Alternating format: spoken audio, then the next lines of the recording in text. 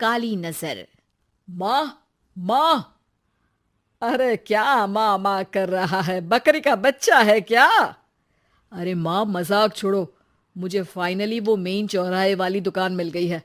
अब देखना, आपका बेटा दुगनी स्पीड से पैसा कमाएगा। ओफो, ये क्या? मेरी ऑनलाइन मेकअप क्लास चल रही है। इतनी जोर से क्यों बोल रहे हो आप दोनों? अरे मेरी धर्म पत्नी जी, मेकअप क्लास बाद में करना। वो चौराहे वाली दुकान मिल गई है हमको। अरे वाह! रुको, मैं अपनी माँ को फोन लगाकर बता देती हूँ। अरे मैं भी अपने रिश्तेदारों को बता देती हूँ। कितनी खुशी की बात है। हाँ हाँ, मैं भी अपने दोस्तों को बता देता हूँ। 1 हफ्ते बाद रजिस्ट्री है। बस, घर में खुशी का मौका था। उन तीनों ने अपने अपने फोन उठाए और लोगों में बात फैलाना शुरू कर दिया। और रही सही कसर, श्वेता बहू ने अपने पड़ोस में सबको बताकर कर दी। अरे वर्मा आंटी, अब हम भी जल्दी कार ले लेंगे। घर का रेनोवेशन होगा और ठाट से रहेंगे हम भी। अरे, ऐसा क्या हुआ? लॉटरी बाटरी लग गई है क्या? अरे, इस बार चौराहे वाली मॉल में हमको भी दुकान मिल गई है। दुकान नंबर 21, जो एकदम चौराहे पर है। अब ग्राहक बढ़ेंगे तो आमदनी भी बढ़ेगी ही ना। अरे वाह, कितनी खुशी की बात है। मैं बहुत खुश हूँ तुम्हें इतना खुश देख के। बाकी एक बात कहूँ, सबको मत बताते फिरना। किसी की नजर लग जाएगी तो खुशी की खबर वापस लौट जाएगी। हैं? ऐसे थोड़ी ना होता है। अब डरा रही हो? अरे सही कह रही हूँ। काली नजर कहते हैं इस चीज को, जब आप किसी को कुछ बताओ और वो काम बिगड़ जाए। अरे लेकिन मैं तो। तुमने सबको बता दिया ना? हाँ, फोन लगा लगा के। अब बच के रहना। काली नजर बड़ी खतरनाक होती है। श्वेता इतनी खुश रहती है कि वो वर्मा आंटी की बात पर ध्यान ही नहीं देती, जबकि पड़ोस में और भी लोगों से खुशी की खबर शेयर करती रहती है। अगले दिन राजेश बहुत दुखी होकर घर आता है। अरे बेटा, क्या हुआ? मुंह क्यों सूजा हुआ है? मधुमक्खी ने काट लिया क्या? माँ, वो दुकान किसी और के पास चली गई। किसी ने ज्यादा भाव लगा दिया। अरे पर बात तो आपसे हुई थी ना उस दुकान वाले की। हाँ, आज मैं टोकन अमाउंट देने गया था, तब मुझे पता चला। कोई आकर सुबह मुझसे पहले ही ज्यादा अमाउंट दे गया।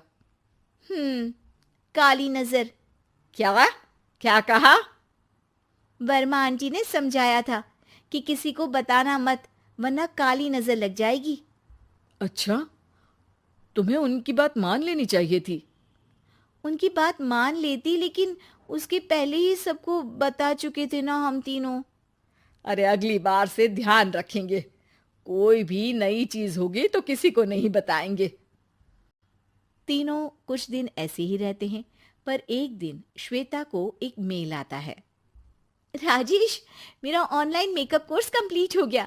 अब मैं खुद का पार्लर खोल सकती हूँ। अरे वाह, अपने मोहल्ले में ही खोलते हैं। ये जो घर के सामने दुकान है ना, वहीं। हाँ, यहाँ सस्ती भी मिल जाएगी। अगले दिन श्वेता वर्मा आंटी के पास जाती है, मिठाई का डब्बा लेकर। अरे आओ आओ, कैसे आना हुआ? जोर से नहीं बोलूंगी। वो सामने वाली दुकान है ना, वहां मैं अपनी पार्लर की दुकान खोलने वाली हूँ। उसकी मिठाई है। अरे वाह, बहुत बधाई हो तुमको। हाँ, मैं कमाने लगूंगी तो राजेश पर पूरे घर का बोझ नहीं रहेगा ना आंटी जी। ये तो है। पर ये बता कि तूने ये बात किसी और को तो नहीं बताई ना? अरे नहीं नहीं, पिछली बार गलती कर दी थी। काली नजर लगी किसी की और राजेश के हाथ से वो दुकान चली गई थी। सबको मत बताना। चलो मैं चलती हूँ, कल दुकान की बात करने भी तो जाना है। अगले दिन श्वेता दुकान के लिए मालिक से बात करने जाती है। अरे लेकिन दुकान तो हम कल रात को ही किसी को दे चुके हैं। कल ही? हाँ, कल ही। 2 दिन बाद कोई यहाँ पार्लर भी खोल लेगा। अब कहीं और दुकान देख लीजिए।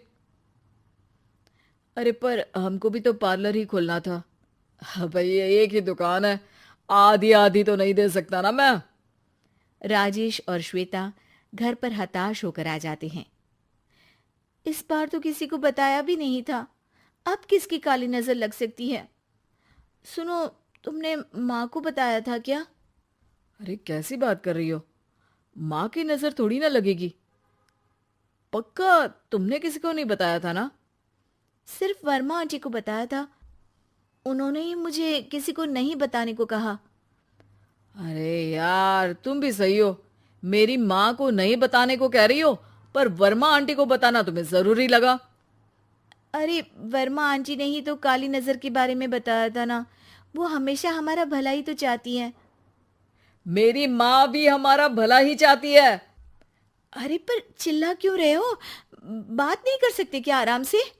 नहीं आता वो आराम से बात करना, और करना भी नहीं चाहता हूं मैं। दुकान जाने का दुख गुस्से में बदल गया था और राजेश और श्वेता में बात बंद हो गई थी। 2 दिन बाद मोहल्ले में पार्लर का इनॉग्रेशन हुआ, जिसमें मोहल्ले के सभी लोगों को बुलाया गया, पर श्वेता, राजेश और माँ नहीं जाते। माँ, अंदर आ जाओ, क्या देख रही हो? अरे नया पार्लर देख रही हूं अपने आंगन से। देखो, माँ को दूसरे का सुख देखने में कितना मजा आ रहा है, मेरा दुख नहीं दिख रहा इन्हें। यहाँ मेरा पार्लर भी तो हो सकता था। अरे चुप रहो यार, हर बात में लड़ाई क्यों ढूंढ रही हो? राजेश और श्वेता फिर बहस करने लगते थे। तभी माँ ने दोनों को बाहर बुलाया। अरे जरा देखो तो, दुकान चलाने वाले का बोर्ड पर नाम क्या लिखा है? श्रुति वर्मा। गाड़ी निकाले बेटा, हमें कहीं जाना है। काली नजर का इलाज कराने?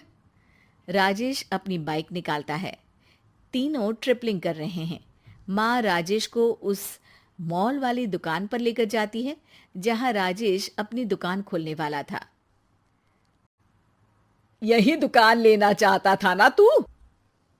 हाँ, पर इनको भी दुखी करने लेकर आई हो क्या यहाँ पर दुकान दिखाकर? वहां काफी नहीं था? अरे श्वेता, थोड़ा सब्र रख, अभी पता चलेगा कि हम यहाँ क्यों आए हैं। बता, इस दुकान चलाने वाले का नाम क्या है? अनुपम वर्मा। कुछ समझ में आया? वो दुकान वाली श्रुति वर्मा, ये दुकान वाला अनुपम वर्मा, और हमारे पड़ोस में हमने उस दुकानों के बारे में बताया किसको था? अब वर्मा आंटी को। मतलब वर्मा आंटी ही हमारा काम बिगाड़ रही है? नहीं नहीं, ऐसा नहीं हो सकता, ये बस इत्तेफाक है। राजेश अपना फोन निकालता है और श्रुति वर्मा और अनुपम वर्मा के नाम फेसबुक पर सर्च करता है, जहां ये दोनों ही वर्मा आंटी के रिश्तेदार होते हैं। श्वेता को समझ में आ जाता है कि वर्मा आंटी की ही नजर काली नजर है। अब क्या करना है? कोई भी खुशी की खबर हो तो काली नजर से बचना है, यानी वर्मा आंटी से बचना है। अरे पर मुझे ये समझ में नहीं आया कि वो हमारे साथ ऐसा क्यों करेंगी। अरे बेटा, एक सीख है, दूर के आदमी को आपकी तरक्की से कम परेशानी होगी, पड़ोसी को ज्यादा। दोनों माँ की बात में हामी भरते हैं और अगला काम चुपचाप करने की कसम खाते हैं, ताकि आगे से वर्मा आंटी कोई काम ना बिगाड़ सके।